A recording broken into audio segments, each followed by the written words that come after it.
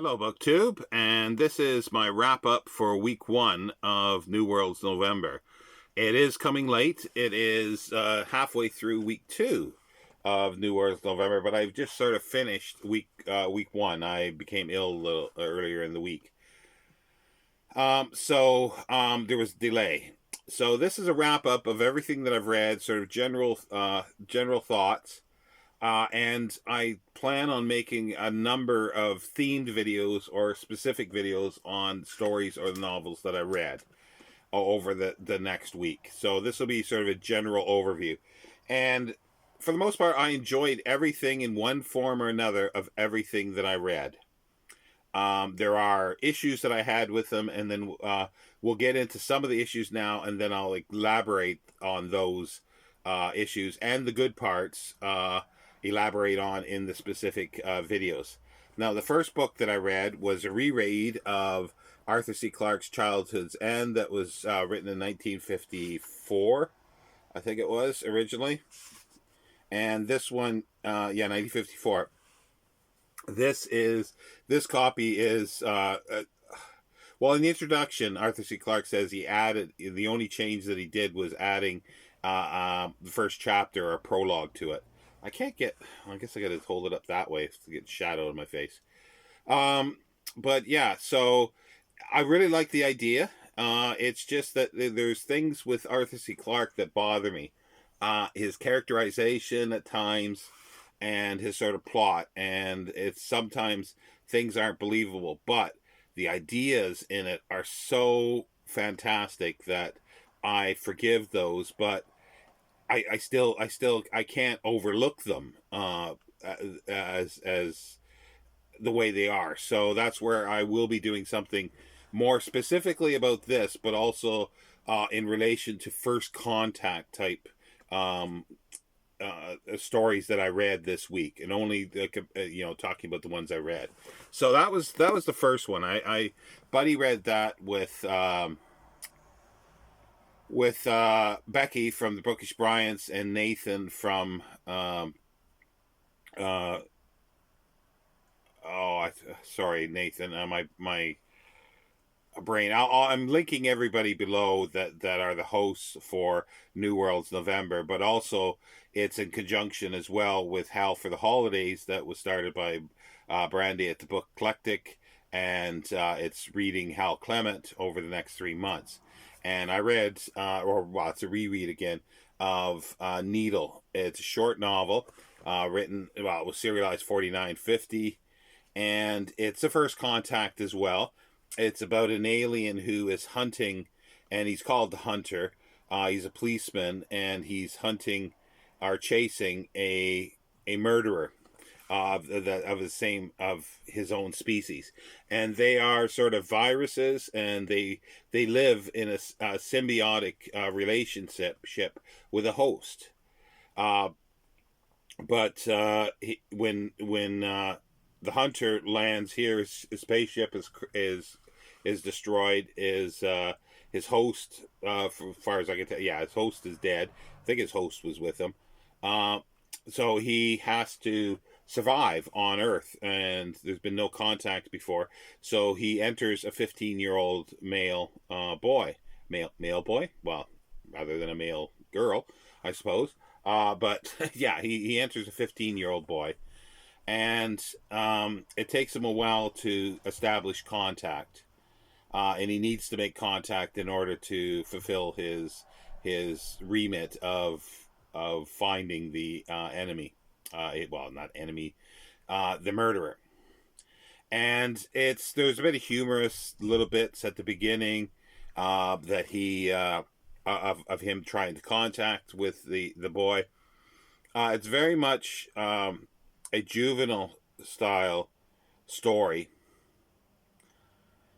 and with things that teenagers do and friends and that, and there's a lot of, in other words, faffing around, just a lot of back and forth of doing just mundane things, and not getting to the story. So it's as if it's a lot of filler, but the strength of this is Hal Clement's descriptions of how the alien sort of incorporates itself with the human host.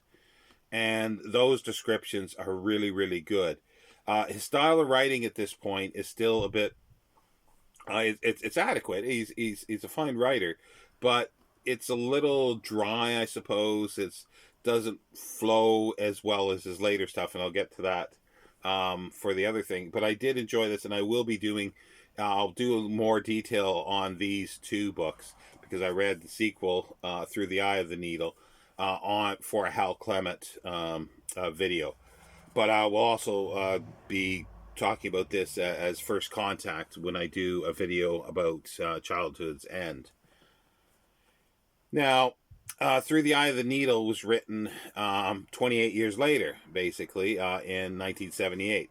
And right from the get-go, you realize that Hal Clement has really, really matured as a writer, and the style and the flow of it is much better. It just rolls off the tongue a lot easier, and you can read it much smoother. The story takes place about 8 years later. So Bob, the host, and Hunter have been on it, or Hunter has been on Earth for about 8 years, and Bob is approximately in his early 20s. He's gone to university, and but he's becoming ill, and there's nothing that the symbiote can do to help him, and he figures the only way he can really help him is if he can contact his own people. So they need to find the ship that his quarry had crashed in the lagoon, or on the beach, and this is sort of a South Pacific location. And sort of a lot again. There's a lot of faffing around. It's still like they're adults, but it's still very juvenile. It's very juvenile in feel of this, and there's lots of running back and forth and not really getting anywhere, and and then at the end is like, oh well, that was all a waste of time. So the plot aspect isn't the greatest, and it's sort of in some ways you could sit and go, okay, well, he didn't really expand the universe or the story with this much at all, which almost could have been done in a short story, I think. But again, it's a fun read. It's a very smooth read, and interesting things as well with it. But a little like better written than the first volume or the Needle, but not as enjoyable as a overall experience of a story or of a novel, I didn't think. But again, I will be doing more details about this. And I forgot I'll be talking a little more in each one about where the sub themes hit, but these are all terrestrial. And so I thought I'd pick up. This was just an unexpected one. I saw it on my pile to reread. Is Clifford Simak's Goblin Reservation. Now it's set in a future where the Earth is a university. The whole universe, so the whole galaxy comes to learn at the schools, at the universities on Earth. And because it's dark here, that's the thing. Anyway, it's got the one protagonist who comes back, and he's quite excited because he landed on a planet. They use matter transference for travel, not spaceships. So he gets shot out in a beam, like a transporter beam, I guess you would say. But he was redirected to a different planet, a crystal planet, where there's beings on there that are starting to die, but they had lived. They protected their world at the time from the previous universe at the end of the previous universe, and so it survived through the new Big Bang that created the current universe.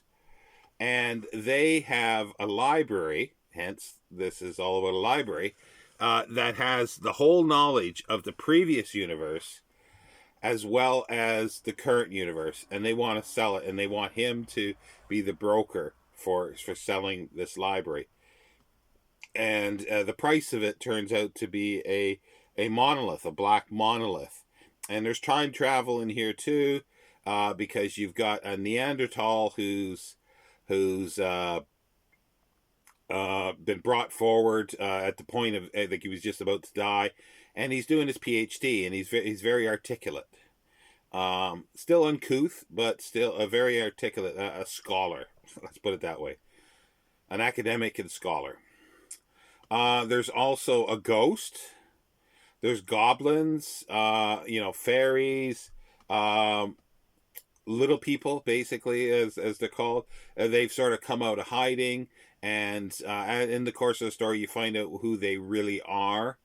And they, as I say, they do time travel, and there's paranormal investigations, like a whole university of that.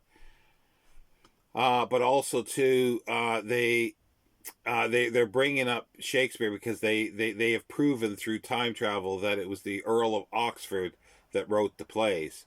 So they actually are bringing the real Shakespeare, the Shakespeare from Stratford upon Avon, to the future to do a lecture to say why he didn't write the plays, and sort of some comedy ensues there. So there's humor in this as well. There's like a biomechanic saber-toothed tiger. That's a massive tiger that has a bit of mechanical bits, but it's been reanimated by bio like cloned or however growing. And it's a huge cat, and it's called Sylvester. And its owner sort of, it was her father's who worked for this biotech company, and she called, like, he's called Sylvester, but everybody's scared of him. But she says, "Oh, he's just a little putty tat." So that sounds, quite bad, but the way Simak deals with that kind of humor is really good. So it's a story of trying to find out, but there's a mystery because the main character, Professor Pete Maxwell, he had actually he was at his beam, his transporter beam or whatever, was split in two. So one went to this crystal planet, one went to the eventual planet where he was going, and he'd come back and then died in an accident. So everybody thinks he's dead, and he's not real. Like, this person's not real. He no longer has a job. He has nothing, and all this kind of stuff. But he's charged with trying to sell this library, and he wants the university to buy this library. But there's some other aliens that want it, and the price, it turns out, as I say, is this monolith, and the monolith has a secret. And so I won't go too much more into this, but, well, actually, no, because I won't be going in any more detail, I don't think, in this. But yeah, the monolith has a secret, and it's purposely, they want the monolith, and they want something done with it, and whoever can provide them with the monolith, gets the library. So accidentally, Pete Maxwell does the thing that they want with the monolith, so therefore he gets the library at the end with all this knowledge. And you start finding out through this who sort of the goblins really are. Other aliens called the Wheelers, they're just sort of like a blob with wheels on it that have it's a multi creature working together in a blob, but they sort of have wheels on, like a little cart. You find out who they are. They're mysterious throughout. You find out who, as I say, the goblins are, the fairies are, the banshees, and trolls. And there's like a little. The goblins have a feud with the trolls. The trolls are do things to the goblin. The goblins make beer, ale every fall, I think it is, in the autumn. And the trolls want some of it, and they've always wanted it, but they never give it to them. And so there's been a feud for millennia. It seems for over this. So it's like it's really weird. So it's a combination of fantasy. Clifford Simak sort of works in a lot of fantasy elements to this, as well. So it's much better than it is, and it really holds together for characters and story, and keeps you reading all the way through to the end. That's about all I can say about it. Like, if you think some of the stuff that I've been saying is silly, they are silly, but handled by an expert like Clifford Simak, they transcend being silly and seem just normal and accurate. And what a wonderful Kelly Freas cover there. That's just fabulous. Okay, that's enough of that one. Also, what I read was Philip Jose Farmer's Flesh, a very salacious novel. This is it's been sort of rewritten. This isn't the original version, and it's a bunch of astronauts returned back to Earth in the 28th century, I think it is. So about 800 years from when they left in the late 21st century. But they were in uh,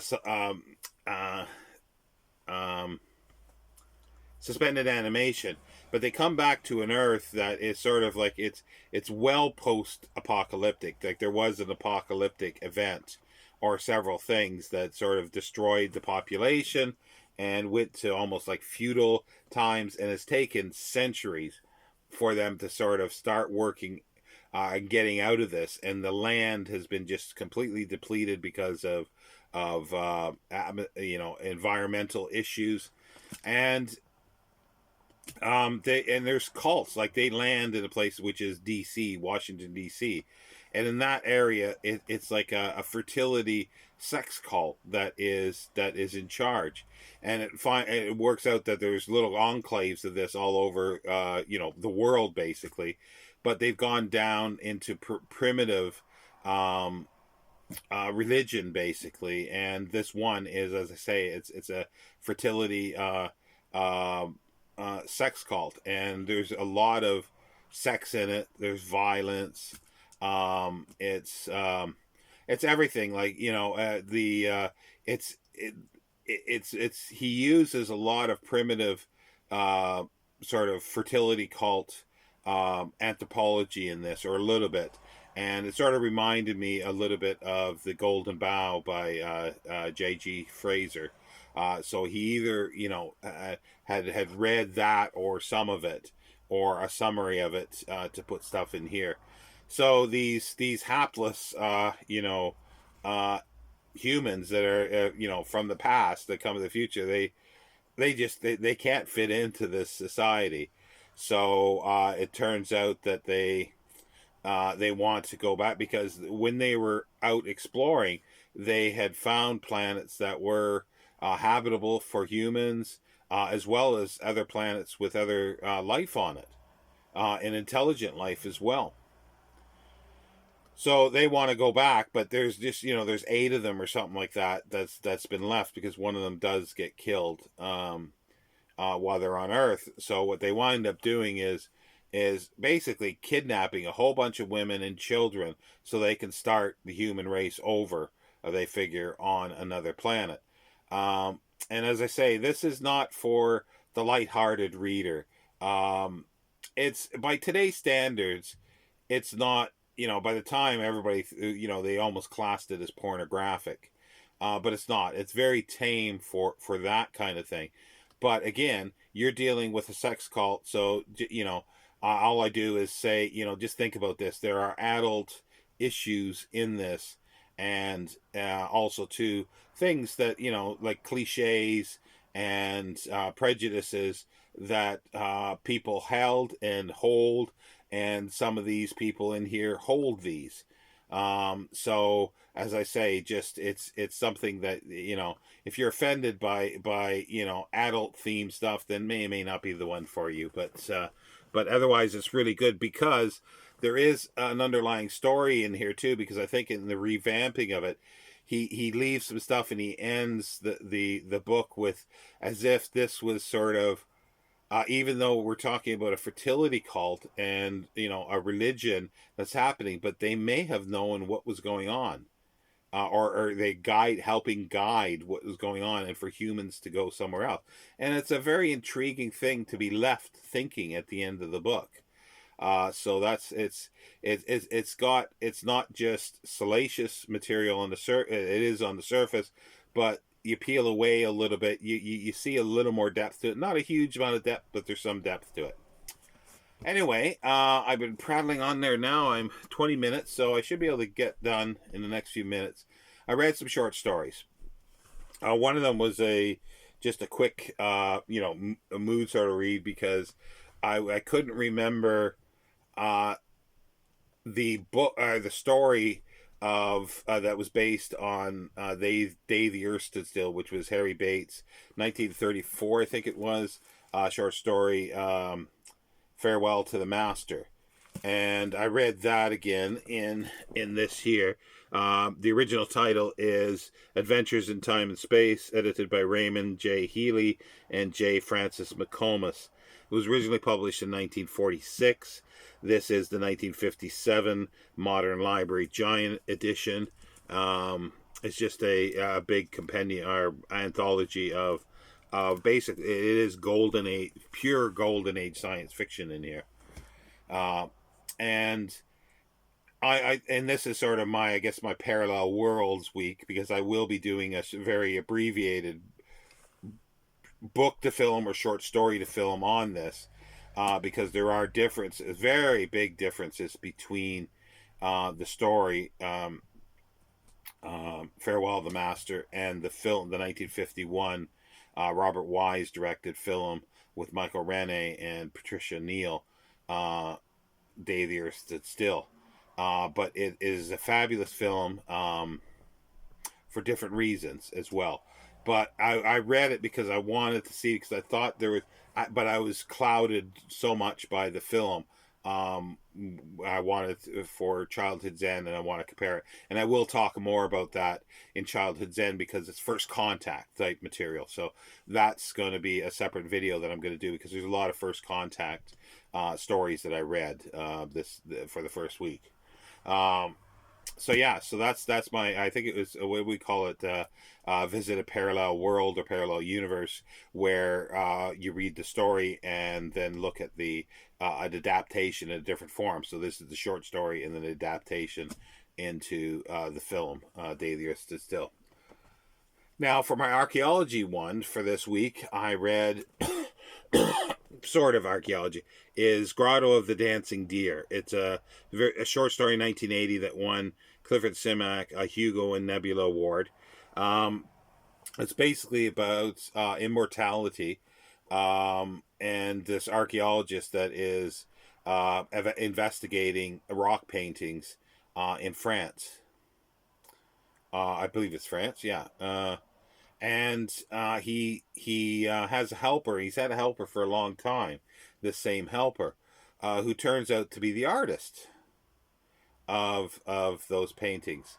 But there's even more. So there's more hidden grotto, and it's the dancing deer. It's sort of like he describes it as Disney, depictions of but in the style of the Stone Age paintings, basically. So it's a very interesting story. I really like it. Like, it's very light on archaeology, because he is an archaeologist, the character, but it's more about sort of, the theme is basically loneliness and old age and immortality, with a little bit of other things thrown in. A very, very fun story, very good. I really enjoyed that, reading it again.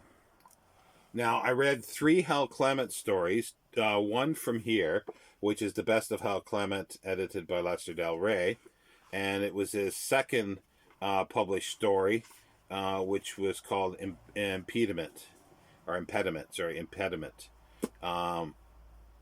And I read the first one, called his first published story. These were all 1942, and published in Astounding.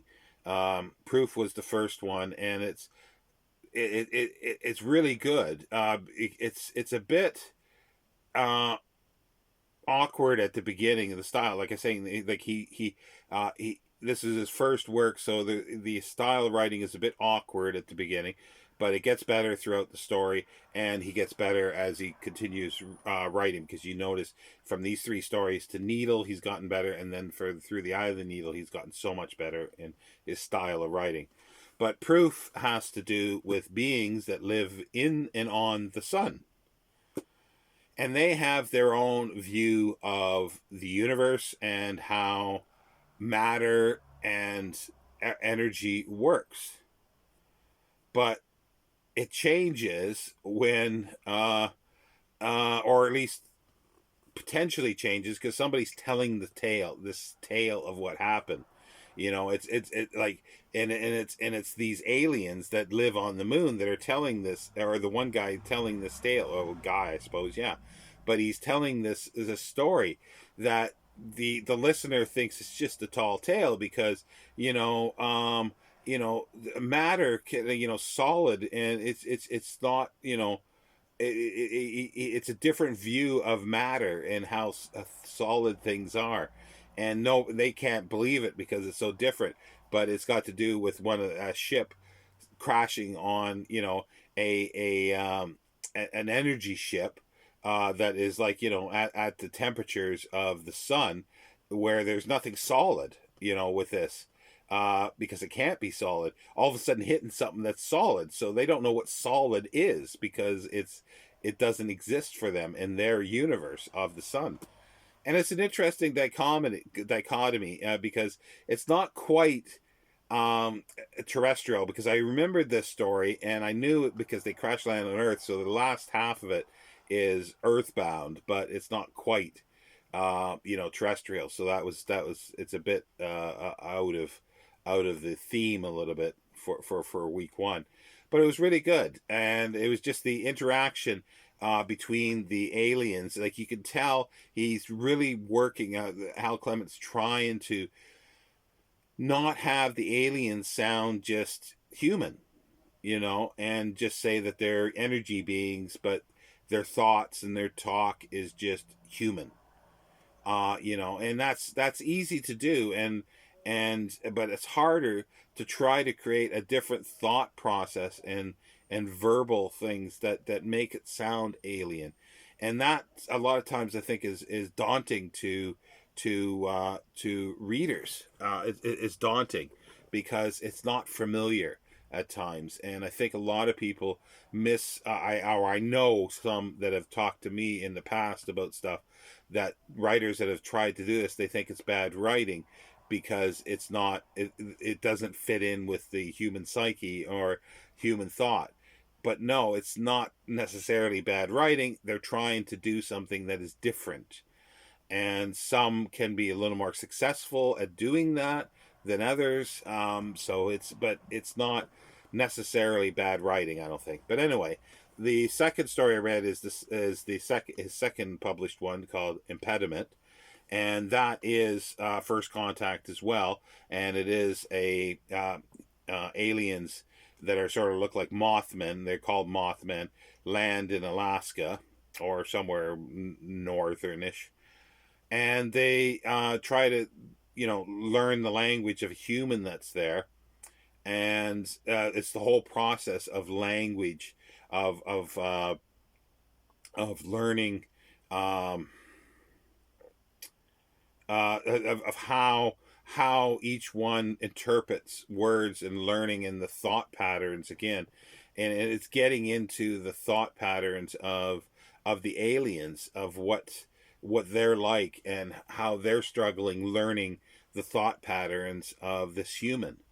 Again, the story is a bit, the plot falls apart a little bit at the end, but it's still very, very good, because the process that he goes through to talk about how this aliens and the human begin to communicate and understand each other, and in some ways, at times, care for each other to a certain extent, which is interesting as well. That is really exploited or explored, because at the ending, sort of, it goes off the rails there regarding that. But yeah, no, that was really good. And then talking about language and learning language, it was the last story that I'm going to talk about here is Ted Chiang. It's from the volume Stories of Your Life, but the book, the novella or longer short story I read was The Story of Your Life. And it's about first contact as well. And it's about a man and a woman that are charged with learning the language and to communicate with these aliens. And very detailed linguistical aspect to this of how they are learning things with philosophical asides, and how the alien, like aliens, that it's really alien, their thought and their speech, because there's a difference between how they speak and how they think. Because when they think of things, they see everything. They don't have a linear view of life. They see everything, time, all as one sort of in box, all at the same time. This isn't explained how and why they do this, or is it possible? But the main character begins to think that way too, and there's interpolations of her life through this to sort of give the aspect of the thoughts of the aliens. And also the speech is like, or the written language, I should say. Or wait a minute, what am I talking about? Written language or thinking? It's not it's quite dense. It's a lot of linguistics in it. But the other thing is the written language is that it is it's not sort of going to a sentence like learning something. It's like almost what the end is, what the subject is before you start it, and it's like almost like at a glance. Like, it's very complex, and I am not explaining it really well. And I really enjoyed that aspect, but I was disappointed. Not disappointed is the right word. I just didn't think it worked as a good story, like a storytelling. Like, you sit down and you're being told a story. This is something else. This is too convoluted for that, but the convolutions are great. It is awkward at times, but the awkwardness is great too.